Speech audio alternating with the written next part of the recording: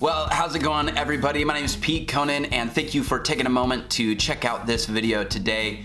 We are just kind of chatting about the New City Catechism and why I thought it was a good fit for the discipleship program we have in our youth ministry. And so if you're a student who is exploring the Christian faith, if you're a parent looking for devotional, or someone else serving in youth ministry, I think this video is going to be meaningful to you. I think it'll be valuable to you. So let's check it out together. Now, a catechism is probably not something that everyone is familiar with these days because it's something that's kind of gone out of fashion. But it's an old school way of learning kind of deep and maybe even complex ideas through a series of questions and answers that are intended to be memorized and recited back and forth in a dialogue.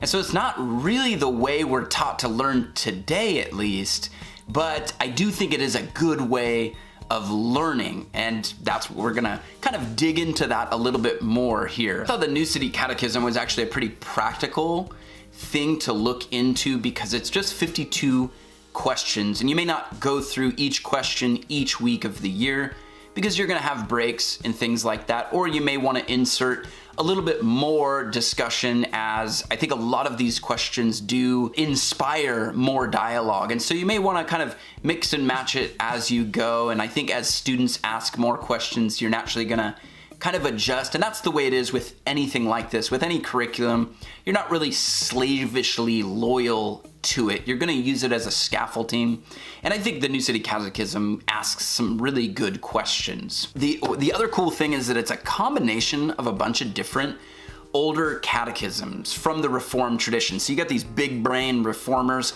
all thinking about these ideas about God and faith and life and how I live as a Christian person. And you've got all this kind of rich history in each one of these catechisms, and the New City Catechism pulls from a lot of different ones. And this is from their website. The New City Catechism is based on and adopted from Calvin's Geneva Catechism, the Westminster Shorter and Longer Catechisms, and especially the Heidelberg Catechism. So you've got this kind of tradition, this group of people that have all been thinking about this for hundreds of years, and the New City Catechism brings it into kind of a modern context. They have adapted some of the language. Some of the language is kept kind of old school, and I like that. It's kind of a catechism for a modern time, which is good. There's the phone app, the web app, but there's also a print version of the New City Catechism. So if you're like, you already had too much screen time and you don't want to use the phone app or something like that, you can certainly get a printed copy, something like this, or they even offer a curriculum. I did another video on some more youth ministry resources. If you're interested in other resources, I will link that for you all. But yeah, they obviously have it in print as well, and so it's just accessible. For me, particularly for my high schoolers, I think this is good because it's a pretty fluid group. Everybody's busy, and each week you're gonna get a different group of people. I mean, I would love to just teach through the book of Galatians and from start to finish and go through the whole Bible that way.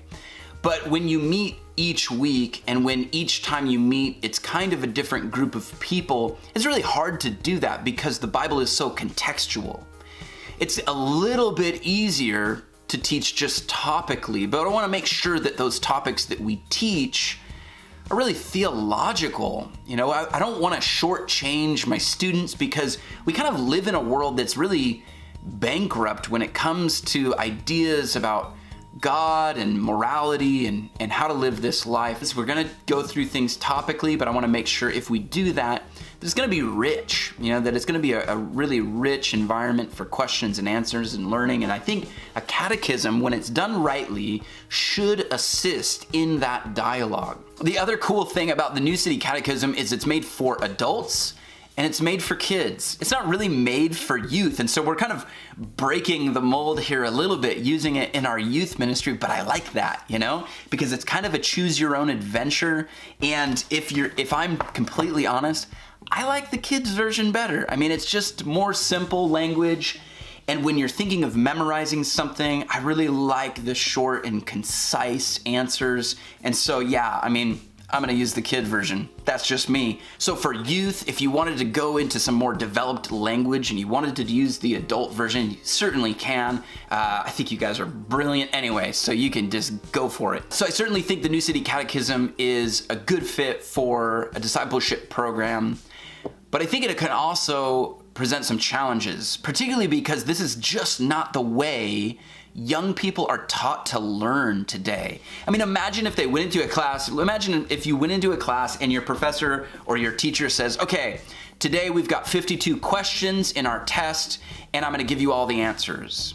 I mean, I think on some level that would feel like the learning process is trivialized or maybe even less personal. But I actually find the opposite is true. Whenever I've memorized something, I actually feel like it's more meaningful and more personal. I mean, one example that I can come up with is the Lord's Prayer. I have it memorized. Many people do have it memorized, and you probably want me to prove it to you, but I think memorizing the Lord's Prayer, far from trivializing it, has actually enriched the meaning of each and every one of those words that that Jesus uses in that prayer.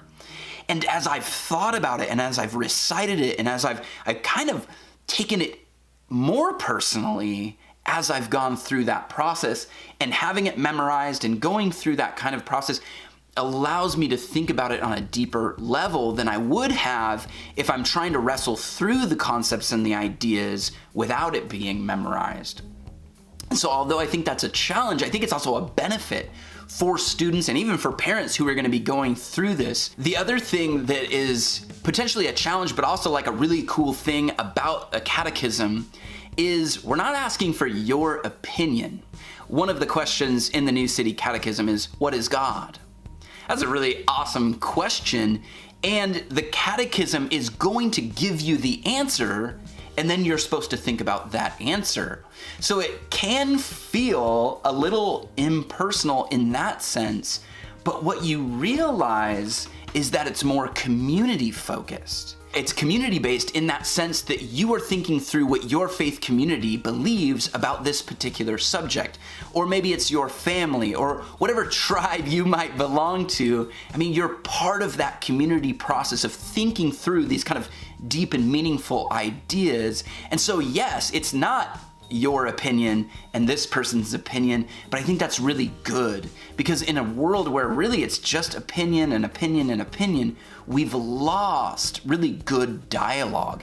And I think in losing that dialogue, we've lost a really rich, what would otherwise be a really rich environment for learning is now kind of desolate, because everything has just been reduced down to opinion. Well, now you get to think through what your family, what your community believes on these subjects, and you get to ask questions, and you get to go through the process with the people you love and the people that love you.